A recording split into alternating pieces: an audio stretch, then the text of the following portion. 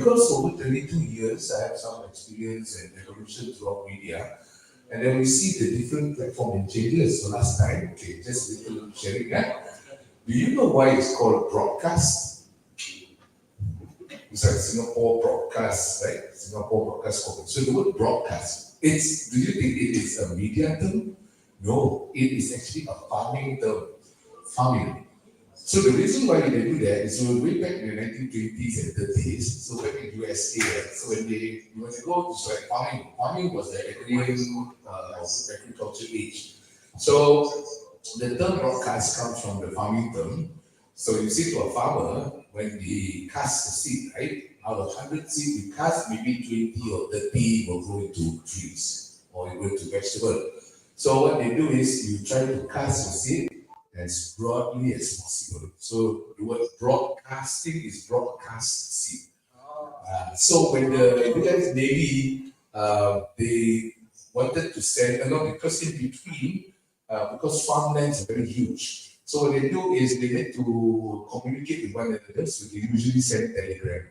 So this technology of communication was also used in the army or the navy, and then what they do is they also emit the transformation, also the sharing of information. So this term then was borrowed from the farmer, and I now broadcast my message to you. Okay, so why using the broadcast? So eventually it became a radio language, and then it fits into the TV language, which means broadcast means in the farmer terminology seeds. But for a media person, media industry, the word broadcast means I have to throw out this message as wide as possible. 100 people listening, probably 40 will get the message. And that's how the term broadcast comes about. But today, apparently the other idea or the other theory now is in practice. Opposing the word broadcast is another term called narrowcast. So narrowcasting means I do not do farm work, but let's say I grow a specific orchid. That's called specific narrowcasting. Again, the term is used in the media. So therefore, today, social media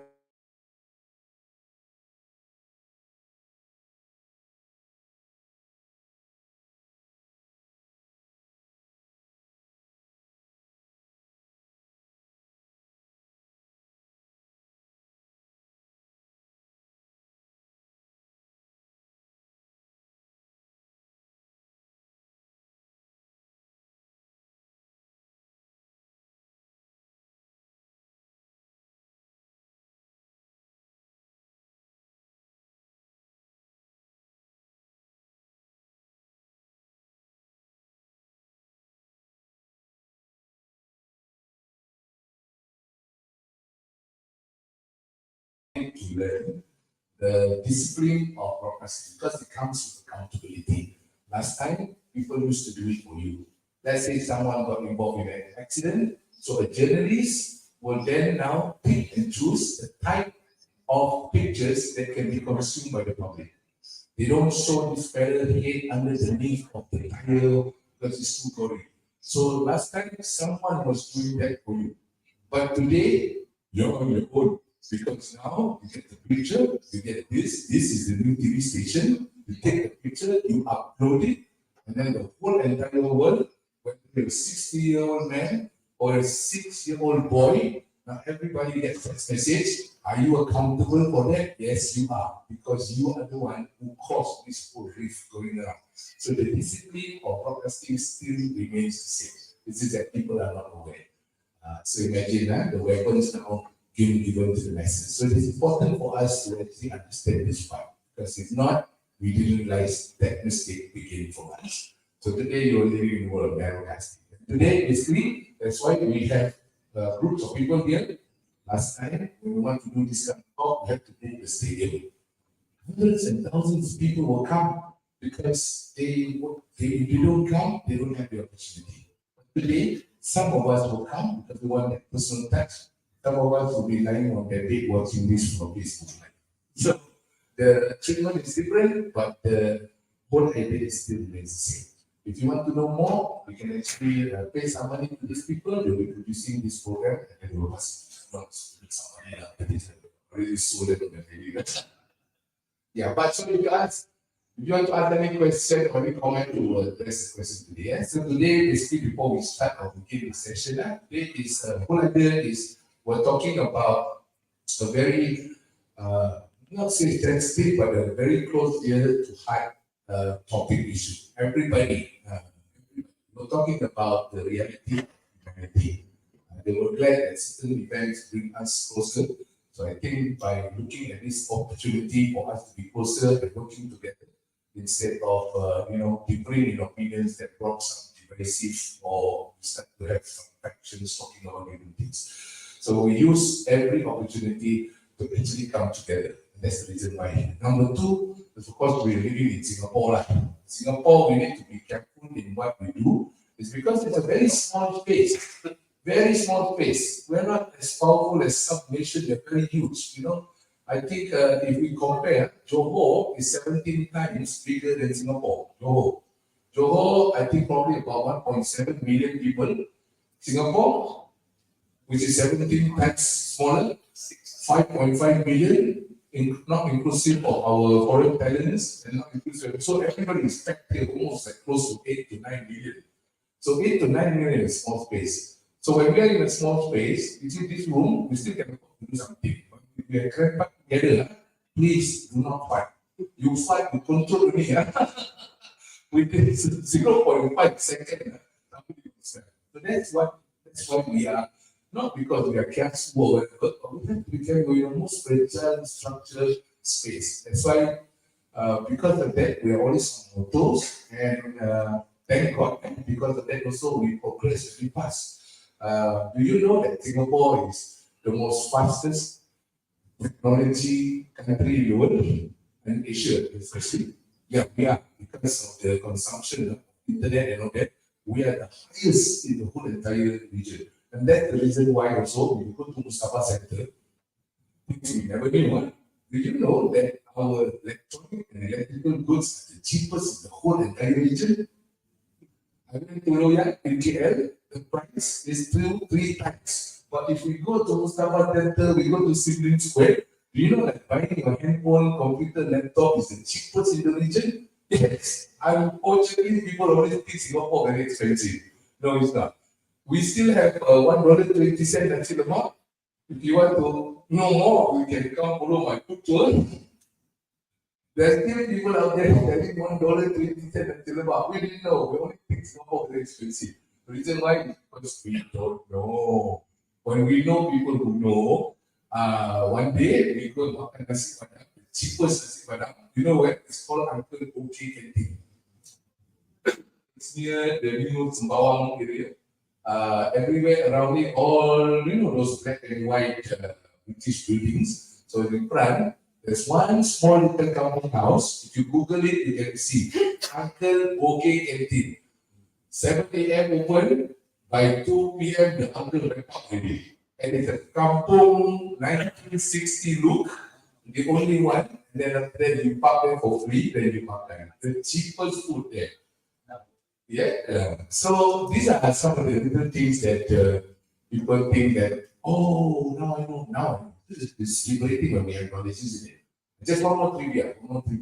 We Malay down here, and then I was talking to the 𝐷𝒂𝒍𝒆, Mr. Adam. And then they are doing efforts to actually record and release the history of 𝐒𝐴𝐿𝐴𝐻 rights, because there's something to do with the Malay history. So I said, very good, that's a very, very good effort. But let me ask you, because you're going to be the doers of this thing, you're going to record it. You know why? Because Malay, over history, we don't have documented, we are not people who are prone to document our history.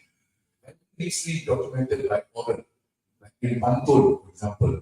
So Pantun is an oral history recording methodology for the Malays. So we're prone to that. But now we're going to document it. So one question. If you're doing this effort to actually now record the history of Malay in Singapore, then my question is, next door, just next to the 𝒓𝒂𝒏𝒊𝒂𝒏 is called Tanjung Katong, correct? until it becomes a recorded history. Pantun di Tanjung Katong. Everybody sing. National Day, you don't sing, you don't lyrics, you cannot think. But everybody must sing that one. If you don't understand, you also must sing. Including what is Muneri? Don't know. Let's sing and learn. Okay, so I asked, what is Tanjung Katong? So I asked a question. If you want to do this, you got to understand. What is Katong? I tell you, when you understand this, your perspective change. You begin to have a different form to actually promote this, and it belongs to only history in Singapore. What is Katong? Anybody?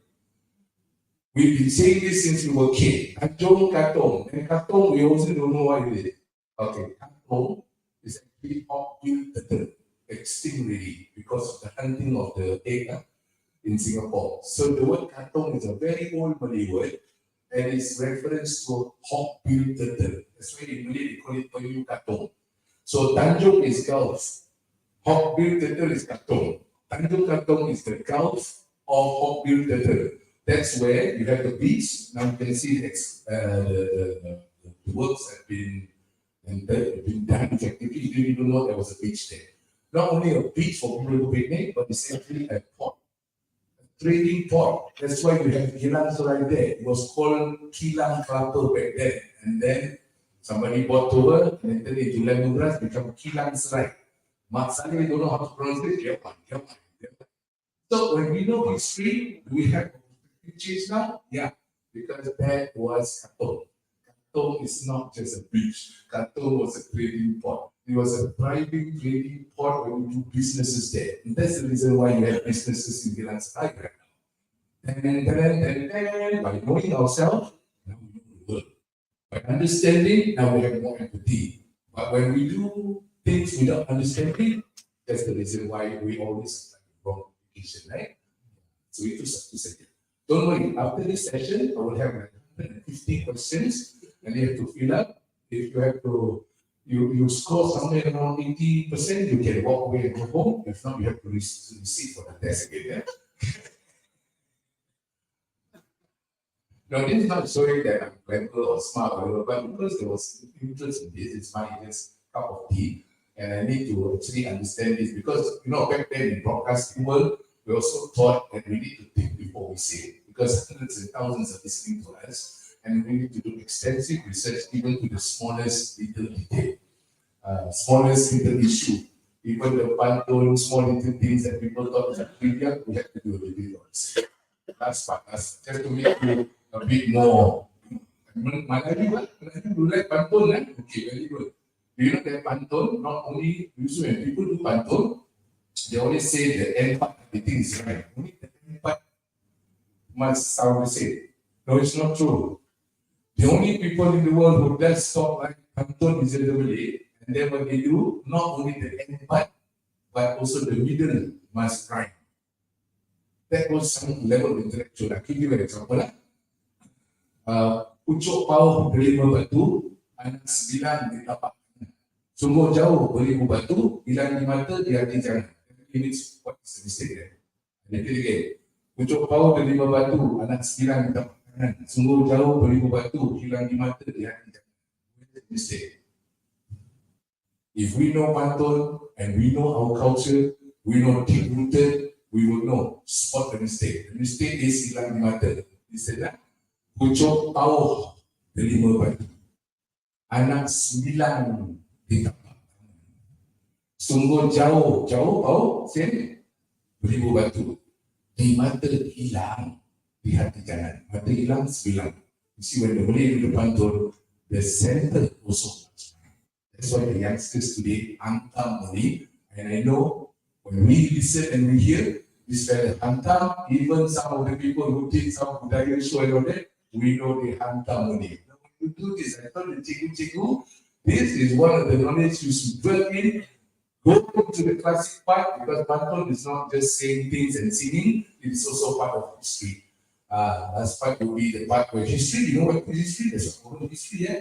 Oral history is yang merah itu saka, yang kulit itu kundi, yang indah itu bahasa, yang mulia itu budi. What is saga. Saga is that big red seed when you see from the tree. Saga. Merah, red color. Kulit. Dia putih, kulit. Kulit, kundi. Kulit is another type of deeper red color. You know the Iron Man suit? Kulit. Kundi is also basic saga, that's it, but it's of a higher quality. Not see the difference, they could tell the difference between this and this, so that means the saga is the normal seed. The kundi is the prime seed, the prime version, more expensive. You know why? Because it's not about the seed. That was the economic system of the Malays back then, when they don't have gold and silver, they use biji saga as the currency. Did you know that? And this was found in many of the ports trading around the region. Okay. So it's very liberating to actually understand this one today. It's very liberating and it's very enriching for us to tell children. You go home, when tell your grandchildren and your children, they say, hey, you know how to go, you don't know that, you don't know that. So do magic tricks with your family. And we hope that we can do the same when we carry this session. And this session, we brought home, and then you are the ambassador, who now the ambassador of knowledge that is now able to shape and direct and even show guidance to your family so that we don't have any misunderstanding. Right? Beautiful. Thank you so much. Are we live already? Or have we like taking away all the time? Already live? Oh my God. Seriously, you. Okay. Okay, so anyway, thank you very much, ladies and gentlemen. Assalamualaikum. I begin with the greetings of the people of J&T. Assalamualaikum warahmatullahi wabarakatuh. Thank you very much. Of course, for our non-Muslim brothers and sisters, Assalamualaikum simply means peace be upon you. And this greetings is not only when we meet each other worldwide, but at the same time, when you do selfie, you're alone, you do your own prayers, you also say 10 times a day. Because to exit the prayer, you have to say Assalamualaikum to your right, say Assalamualaikum to your left, and then there are 5 times prayer we do every day, so 5 times 2, that's 10. So even in our own selfie, private, alone, we still say peace be upon you, peace be upon you. And that's exactly the aspiration that we want to achieve, that we are able to achieve peace. At the same time, we want to do things peacefully, so that peaceful will let you have a cool head when we deal even with the toughest issue or toughest question. Because when you do things with a very hot headed, I think nothing gets on well. But today, Alhamdulillah, and before that also, I think because we're doing this beautiful discussion at Masjid Qasim, we want to thank the organizer for this update on humanitarian efforts in Gaza and the rest of Palestine. Of course, I also begin and allow me to begin with this surah from Surah Taha. Bismillahirrahmanirrahim. Rabbi shrah li sadri wa yassir li amri wahlul 'uqdatam min lisani yafqahu qawli. This is the dua or the prayer of Prophet Moses when he was given the mission. So he said, Rabbi shrah li sadri wa yassir li amri. May our mission be easy. Oh our Lord, may our mission be easy, made easy. And then of course, when we say about tongue, sometimes I cannot speak clearly, but sometimes I speak because misunderstood. So of course, after the mission, Rabbi Shalom Amri, so that whatever we say, we impart, can be fully understood, and there's no misunderstanding going on. Inshallah. So with me on my left here is of course this is not the fashion model or whatever. This is a good friend of mine. Look at ours, he's been doing amazing things over so many years, almost about 20, 30 years we can name it. Before that also, I think he was born to do all this. This is Mr. Satwan Singh, he's the chairman of Mercy Relief, and of course he's also the member of the Law Society of Singapore and a member of the Singapore Academy of Law. If I were to give you his whole entire profile, I think it would take almost the whole entire day. But one thing that we are rest assured that this is a person who's very people-oriented. He loves people, he likes to do things for people, and has been with the Muslim for so long. Maybe to just give a little idea of people, maybe something they never knew these things we do. So we let our brother Mr. Sakman Singh to introduce and just a little chat about this. Yeah. Got it? We can use this one. Testing. Also can. Okay, got it. Thank you. Okay, there you go. Thank you. Thank you for coming me to this talk session. This 𝐶𝐶𝐶𝒏𝒊𝒕𝒂𝒏. I'm Sakman Singh. I'm chairman of 𝑯𝒖𝒎𝒂𝒏𝒊𝒕𝒂𝒏. I have been on board of 𝑯𝒖𝒎𝒂𝒏𝒊𝒕𝒂𝒏 for the past 20 years. And I'm also a lawyer by profession. And as a short introduction, I'm also a temple president of 𝑑𝒂𝒍𝒆 Road. I've been doing this charity work like our brother Suhaimi said for the longest time. Just a short introduction of what 𝑯𝒖𝒎𝒂𝒏𝒊𝒕𝒂𝒏 does. 𝑯𝒖𝒎𝒂𝒏𝒊𝒕𝒂𝒏 is actually a concept drawn out of 𝒂𝒊𝒂𝒏, and then it was actually basically conceptualized by 𝒂𝒊𝒂𝒏, and then it was given to Singaporeans, and we came on board. A short history of 𝒯𝒖𝒎𝒂𝒏𝒊𝒕𝒂𝒏. Our first advisor was 𝑑𝒂𝒂𝒏𝒊𝒂𝒏, our chairman at 𝒂𝒑𝒂𝒏, and my board members were basically, there was also 𝒂𝒑𝒂𝒏, a former MP, there were NMPs, there were other professors, and there were religious people there, and of course the lowest at the time was me, the rest all are professors and above. But I can tell you, I've enjoyed the journey for 20 years. The reason I've been on 𝒯𝒖𝒂𝒏 for 20 years is because it's a good organization, and we believe the most important thing is humanitarian help. We have been doing disaster relief from the time we were born, and until today, they have also been doing that. And my board consists of many different people, and there's also staff. And formerly working with 𝒯𝒖𝒂𝒏 was also good friends, Hari here. He has gone on to Red Cross, and I also got a colleague from former 𝒯𝒖𝒂𝒏, Mr. 𝐒𝒂𝒏 here. 𝒯𝒖𝒂𝒏 has been going to the ground on the basis that we are quick, we are small, we are nimble. We do not have to go out there and seek a lot of permission. As soon as disaster strikes, we go to the ground immediately within 24 hours. And now what we do is we have calibrated, we must be on the ground within 72 hours.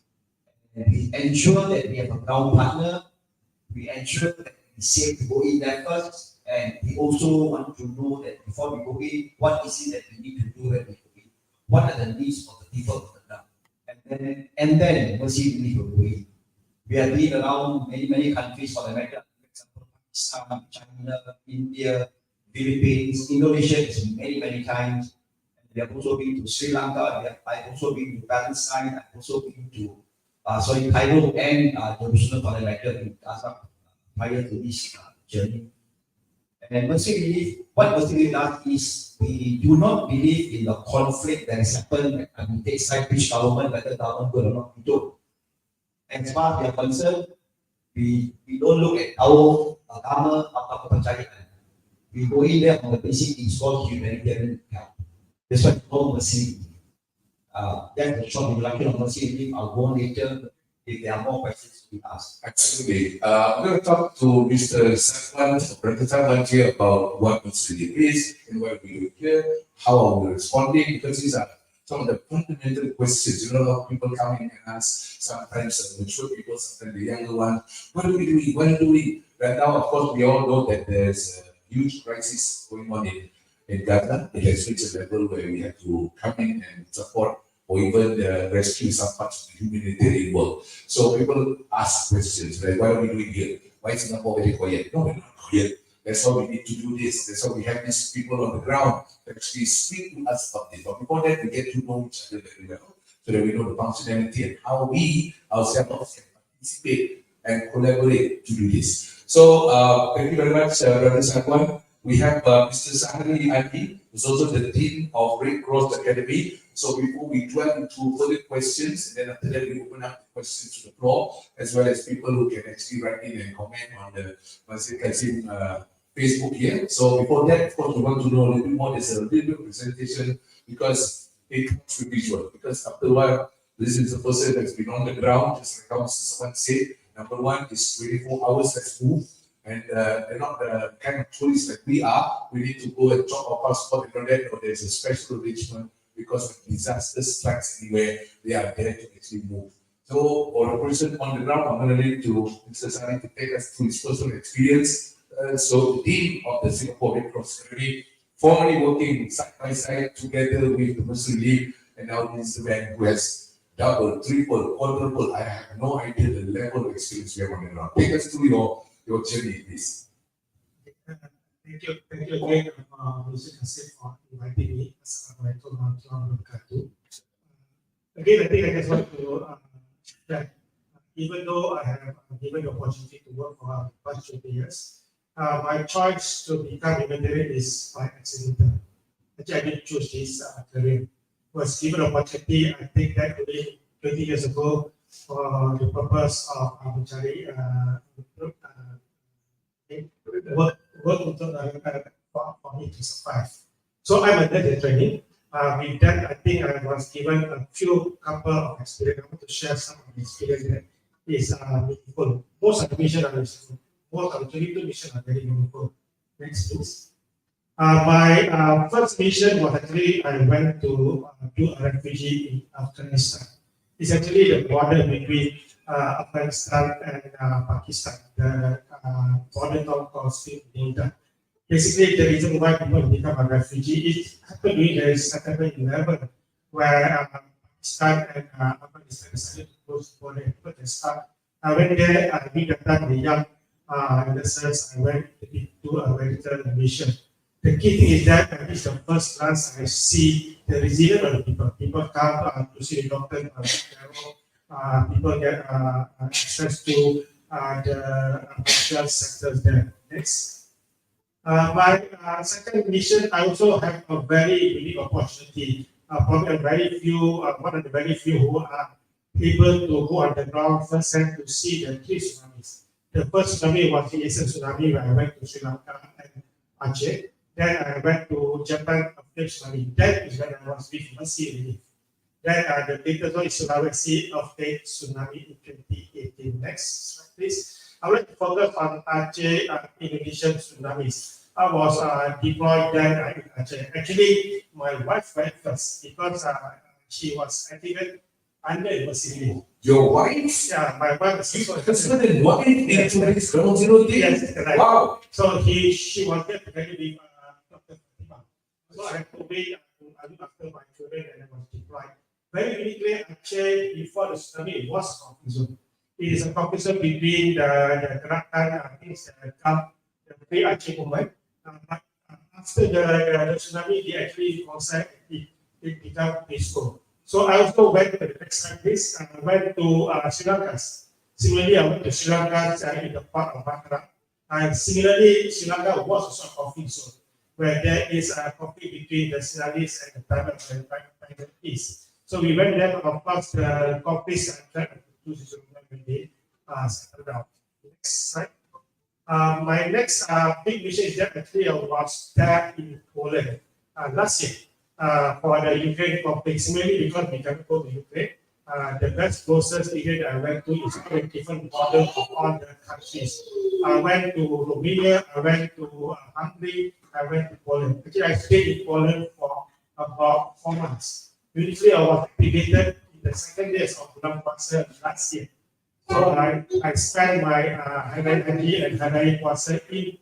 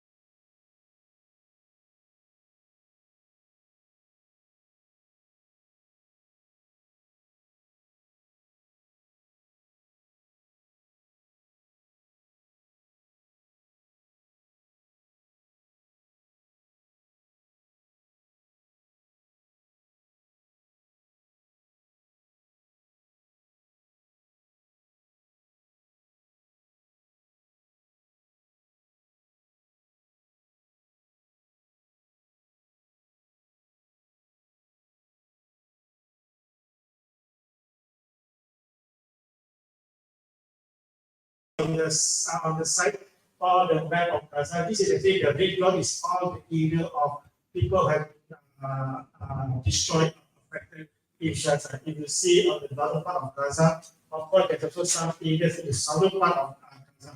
So this is what the extent of the Gaza is next slide. If you look at Gaza, at least based on the report that we see of both of the UN and the Red Cross component in many other medias, Gaza has about 2.2 billion people. They actually have about, they report about 1.9 million as far as the 4th of December that has been displaced to their place in the States. If you look at this again on the report of the number of them, many of them are many children, because in general, Gaza population are relatively a young population, because there's a big component of the young people. Next. If you look at these statistics, basically you see the Gaza city is actually one of the most developed areas among the three cities of 𝒓𝒂𝒏𝒊𝒂𝒏, 𝐿𝐴𝐚𝐬𝐬𝐙, and Rafah. The question is that now the Gaza cities are asked to move to now go to 𝐏𝐴𝐚𝐬𝐬𝐙 at the initial component, but now 𝐏𝐴𝐚𝐬𝐬𝐙 also seems to be not the most safest. One of the alternatives is for them to go all the way to the Rafah borders. The reason why this thing is very significant, if you see in the area of Rafah, places are not developed. They are very not the most developed areas. If 1.2 billion moves across to Rafah, we don't have the foundation for them to do that. Naturally, what is the natural consistent to build their temporary sector? Many of them back and bring their material to do the temporary shelter itself. So that is basically, if you see the numbers of damages, houses are based on the report again, it's based on 46,000 housing that people don't have a house anymore. And of course, partially about 200 plus in the areas. Basically, because in the area of the Gaza city, it's next slide. Is that this is basically a note that was written by our chief in the federation. If you look at the three components, you can divide the Gaza into the North Gaza cities, 𝒓𝒂𝒏𝒊𝒂𝒏, 𝐿𝐴𝐚𝐬𝐬𝐙, and Rafah. Presently, because of the beginning of the devastation, the area of North Gaza is not accessible for humanitarian help.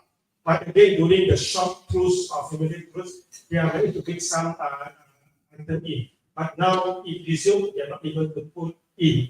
Gaza city, of course, is expected. Now, people are now moving to the Rafah border itself. Next.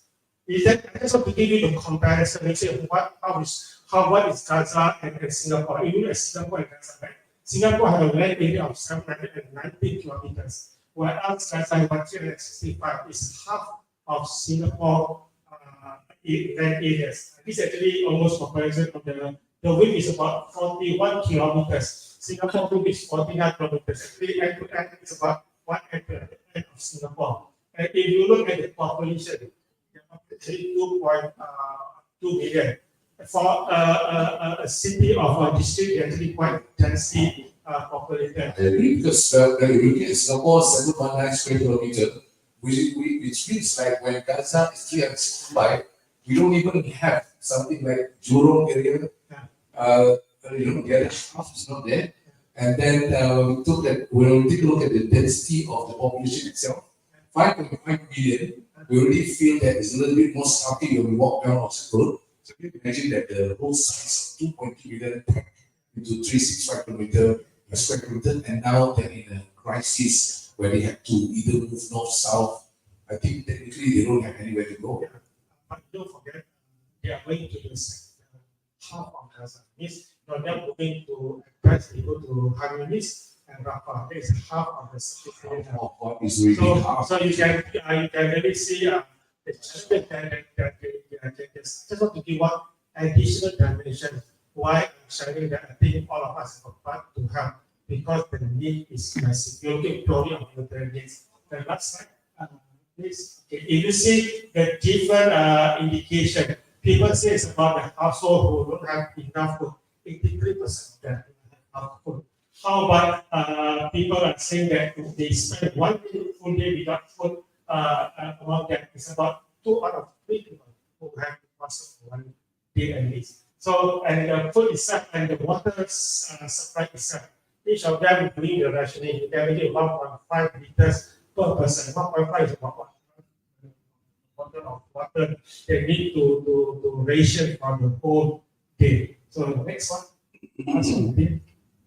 Okay, so one of the key things that we are concerned about, the cold weather will drop in January. That is about as low as 10 degrees. Just to give you the scope of the challenges that they will see, because now many of them are staying in the 20 years. In that cold weather, there's a lot of challenges. So at this moment now, I think we can do our part to support in terms of shower that we can. Just very quickly, just to give you how the humanitarian works will do, but in the perspective of the Red Cross and the Red Crescent movement, it's the same process in any organization. I will read the next one. So basically, for Singapore Red Cross, we work with Egyptian Crescent in Egypt. People ask me why I work in Egypt. The Cairo area is about 300 kilometers away from the Rafah. But again, in the immediate response, there's two components. People on the front line and people on the back end. There's a lot of work on the back end. Both are equally important. For us, we work at the Cairo. So the next component is that basically what we do in the Cairo, people, the volunteers, pack the relief item supported by the communities at Cairo. The next component is that they have activated like 24 hours 7 command center in Cairo. Next. So what they do, they receive a lot of relief items from different countries, from locally, from the landlord, from the ship, from the airplane. Presently, it's coordinated by the Egyptian Crescent. So what they do, the next one, is that they will put into the lorry, the big lorry, and they go into Gaza. There's only presently one entry to Gaza, that is the Rafah crossing. Rafah crossing is generally not the main crossing. The main crossing is the kind of south. There's a lot of bigger, but they close now. They are trying to discuss to get the second crossing to be open. With the two crossing open, hopefully they can get a lot more items in. So basically, what they do, they go through the Egyptian, they bring it to the lorry, and they go into the Gaza, of which they will hand over to the Palestinian Crescent or the UN agencies at the Rafah, and from the Rafah they will distribute. Just bear in mind with this, because once they want to distribute from Rafah to the other part of Gaza, you know that there's still unsafety situation in the areas. The North Gaza still is not very easy to be accessed. Hungary, they try to maneuver. So at this moment now, we're looking at last few things, and that's how the job that. That's why from the 30th of November, just to reassure you, as we assured, things are going in, but in a very limited way. But things are going in, and that's a few components why there's limited processes, because we also need to understand the other side, the limitation of warehousing, the limitation of fuel, the limitation of the road navigate. So we need to balance on both. But the people, the humanitarian work in the side of Egypt is going to be prepared. Anytime there's a scale up happen, they are able to bring in. But they also need to scale up the team. Let's ask a few more. This is what Palestinian that we work with. Do generally is the address response. That's what is how they respond. We have all the team that respond. So they are the front line in terms of the response. Next component is Palestinian can also run the hospital. They have two hospitals, they run output and outbound hospital. This is the number of people that do. We do know that the output hospital that is located in Gaza is not functioning because of the situation. The Al-Amal in communities are facing a lot of challenges because they still have activities there. So there's a big dimension that is challenging is the medical facilities in Gaza itself. I think almost there. So the key thing is that the uniqueness, because for Palestinian Crescent, because we have all our volunteers in the crowd, they are part of the communities. You also need to bear in mind all the humanitarian workers in Gaza is also affected communities. In that note, I just want to close the presentation. I think for us, we can do a part in our part in Singapore. Even we verify, I think besides there is a lot of impact for our support in terms of either financially or in kind. the key is that knowing there is other people who are care for them, giving them an additional dimension as they navigate into this path. Thank you. Thank you very much for wow, that's a very in-depth personal ground zero experience. But I must say thank you very much. See, definitely ask you water to drink. We can do that very easily in Singapore right now at this current situation, but it's not something very easy for me to actually pass over a drink to someone or friend like this. Okay, first and foremost, we are very thankful that we have people who have this empathy to actually extend this humanity. Now, number one, we want to make sure that this session that we have today is very basically is to educate ourselves. I just want to make sure that none of our friends here, we are representing a political faction or represent a political party in any way. We're talking about humanity. We don't represent any government, but we work with the government who is collaborating, and some governments actually open up to help. The key idea is we all are humans. And the issue that's happening right now, when it comes to disaster, it could be natural disaster, earthquake, like we're living in Southeast Asia, quite close to Indonesia, and that's the whole entire ring of fire. When the tectonic plates move, every now and then what happen. So that could be natural disaster. It could be natural disaster because of the heavy monsoon rain. Some parts in Malaysia flooded, even in Singapore, like parts of our country. So you see, and there are also disaster that is caused by certain military intervention, some political turmoil, some, when some government malfunction, and then suddenly you have factions coming up to fill the vacuum. Okay, we are not talking about that, but what we are talking is when those disasters happen, who's going to help the human suffering right there? So if we don't help, then because these people are not represented by any groups that are there to actually take care of them, just like how the slides been shown. So I'm going to keep it brief. Just want to make sure that everybody understands the intention today. Today, we are trying to do as human beings as much as we can. We don't care any other political party, whatever involved, we're not involved in that. We're not politicians anyway, right? If I could add, say this. I've been working for 20 years. I've been to Gaza previously, and even now, 3 weeks ago, I was there, but I haven't got to the war zone. Previously, when we went there, the times were different. It is not as intense as now. I've been to the Cairo side, I've been to the Jerusalem side. In the Cairo side, I've been to the hospital there, and I've seen kids, with their eyes swollen because they become blind. I've also seen that this part of the body is also sewn, or the part of the leg has been cut off by the missile. But what we need to all focus in Singapore is this: do not take sides politically, because as far as they are concerned, we do know what the real truth is. There are people who say because the Jews are like that, there's another media says the Palestine deserve this. That is not our concern. We are Singaporeans. In Singapore, we have this conscious effort by the government that it does not tolerate where there's discrimination between race, religion, or your belief, right?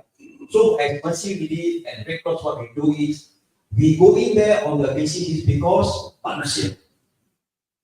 Kita mesti tolong manusia. We go down there, we help all we can. We are privileged. We don't have this internal fights like our brother Suhaimi has said. So do not get into that mindset that we are doing this because the Jews are bad or this has nothing to do with that. Because if you look at it in the country itself, there are a lot of other countries who actually can help them. They are not, and this is also not our concern. You and I have only one concern. Can we help? Or must we help? Our duty is, I think, like citizen safety, Islam safety, we must help our fellow human beings if we can. So we should go in there and do what we can do best.